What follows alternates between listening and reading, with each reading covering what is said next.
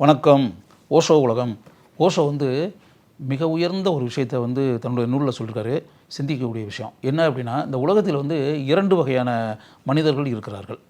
ஒரு வகையான மனிதர்கள் எப்படின்னா, இப்போ அவங்க மனசை அப்படியே நினச்சி பார்க்கும்போது, நம்ம மனசுக்குள்ளே ஒன்றுமே இல்லையே, நம்ம எம்டியாக இருக்கே, நம்ம எதுவுமே எம்டினஸ். இதுவரை நம்ம என்ன தான் சம்பாதிச்சு என்னத்தை பண்ணாலும், எவ்வளவு பணத்தை பார்த்தாலும், வாழ்க்கையினுடைய எவ்வளவோ வருடங்களை கடந்து வந்துவிட்டாலும் நமக்குள் ஒரு வெறுமை, சூனியம், பூஜ்யம், எம்டினஸ் இதுதான் இருக்குது. வாழ்க்கையில் சந்தோஷம் இல்லை, நிறைவு இல்லை, பெருமிதம் இல்லை, இத்தனை வருஷம் வாழ்ந்த வாழ்க்கையை நினைத்து பெருமைப்படுறதுக்கு எதுவுமே இல்லை, ஒரு கொண்டாட்டம் இல்லை, ஏதோ ஒரு வெறுப்பு, வெறுமை நிலை. வாழ்க்கையை இவ்வளோ நாள் வாழ்ந்து கூட சந்தோஷமே இல்லையே, ஆனந்தமே இல்லையே, மகிழ்ச்சின்றது பேர் கூட இல்லையே, குதூகலமே இல்லையே, உற்சாகம்ன்றது மனசுலையும் இல்லை, உடம்புலையும் இல்லையே. நம்ம இத்தனை வருஷம் வாழ்ந்து என்ன பிரயோஜனம்? நம்ம ஏதாவது சாதிச்சிருக்கோமா? எதுவுமே சாதிச்சது மாதிரி தெரியலையே. ஒவ்வொரு நிமிஷமே நமக்கு போர் அடிச்சுக்கிட்டு இருக்க மாதிரி இருக்கே. இதுதான் வாழ்க்கையா? இப்படி வாழ்றதை விட பேசாமல் செத்து போயிடலாமே. ஒன்றுமே பண்ணாமல், ஒரு சந்தோஷம் இல்லாமல், ஒரு உற்சாகம் இல்லாமல், ஒரு குதூகலம் இல்லாமல், ஒரு சிரித்த முகம் இல்லாமல், இது என்னங்க வாழ்க்கை? இன்னும் இப்போ நமக்கு இத்தனை வயசு ஆகுதுன்னா இன்னும் எத்தனை வருடங்கள் தான் இப்படியே எதுவுமே இல்லாமல், எந்த விதமான குதூகலமும் இல்லாமல், எந்த விதமான ஆனந்தமும் இல்லாமல் எப்படிங்க வாழ்கிறது? இது வாழ வேண்டிய அவசியமா? வாழத்தான் வேண்டுமா?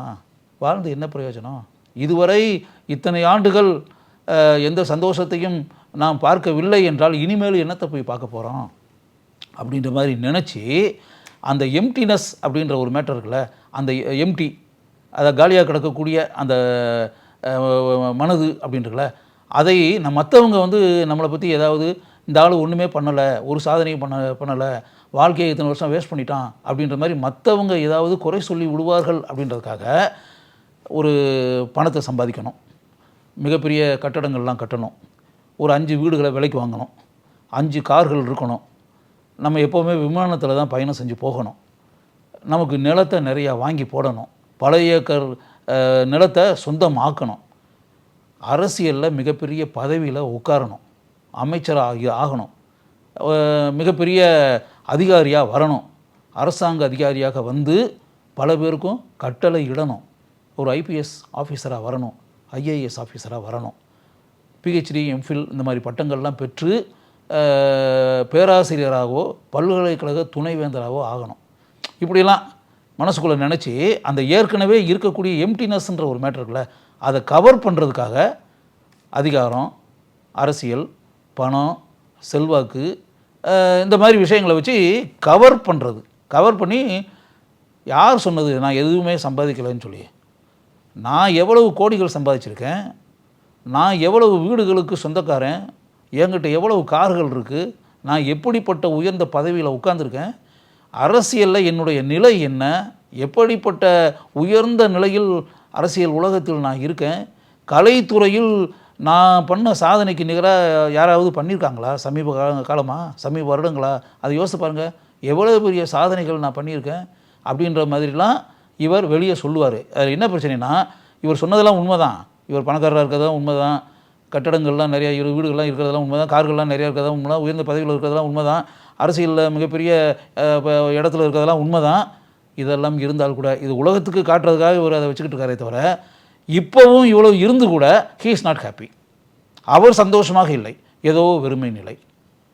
அப்போ தனியாக அப்படியே வீட்டில் தனியாக உட்காந்து தனியாக படுத்து அப்படிங்கும்போது தூக்கம் இல்லாமல் தவிக்கிறாரு. இவ்வளோ இருக்குல்ல, அப்போ நல்லா தூங்க வேண்டியதானே? ஏன் தூக்கம் இல்லாமல் இருக்க? தூக்கமே வராமல் புரண்டுட்டு கிடக்கிற 12 மணி 1 மணி வரை.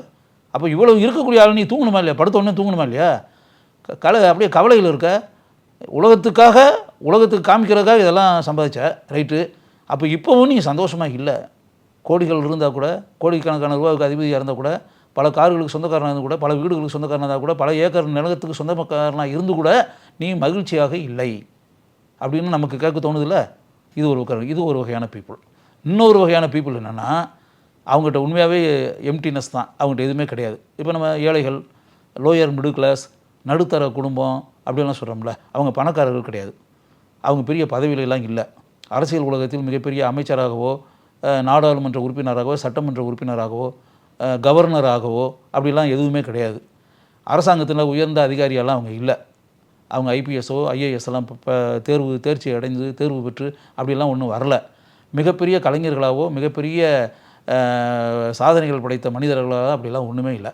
சராசரியான வாழ்க்கை, அன்றாடம் காய்ச்சிகள் அப்படின்னு சொல்லலாம். அவங்க குடும்பத்துக்கு என்ன வேணுமோ அந்த ரூபாவை சம்பாதிக்கிறாங்க. ஒரு மாதத்துக்கு 10,000 ரூபா வேணுன்னா 10,000 ரூபா சம்பாதிக்கிறாங்க. 15,000 ரூபா வேணுன்னா 15,000 ரூபா சம்பாதிக்கிறாங்க. 20,000 ரூபா வேணுன்னா 20,000 ரூபா சம்பாதிக்கிறாங்க. 30,000 ரூபா வேணுன்னா 30,000 ரூபா சம்பாதிக்கிறாங்க. ஒரு இருசக்கர வாகனம் இருக்குது, அதுதான். கார்லாம் அவங்ககிட்ட கிடையாது. வாடகை வீட்டில் குடியிருக்கிறாங்க. வாடகை வீட்டில் ஒரு 7,000 ரூபா 8,000 ரூபா வாடகை கொடுத்து பசங்களை வந்து பள்ளிக்கூடத்துக்கு அனுப்பிவிட்டு பசங்களுக்கு தேவையான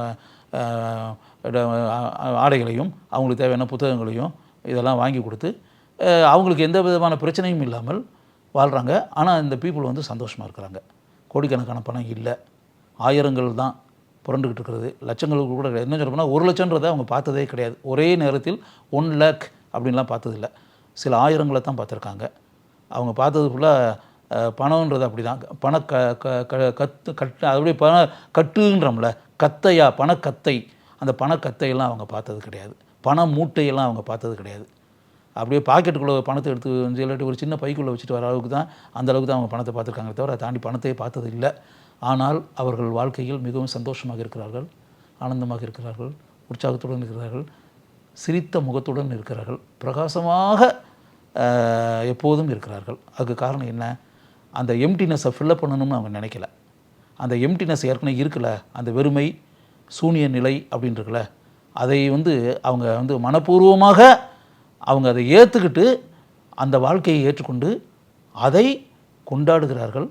அந்த வாழ்க்கையில் சந்தோஷமாக இருக்கிறார்கள். அதில் எந்த விதமான குறைகளும் அவர்களுக்கு இல்லை. அதில் ஆனந்தத்தை அவர்கள் காண்கிறார்கள் அப்படின்றது தான். அதனால் அந்த வெறுமையில் சந்தோஷத்தை பார்க்கக்கூடிய மனிதர்கள் இவர்கள்.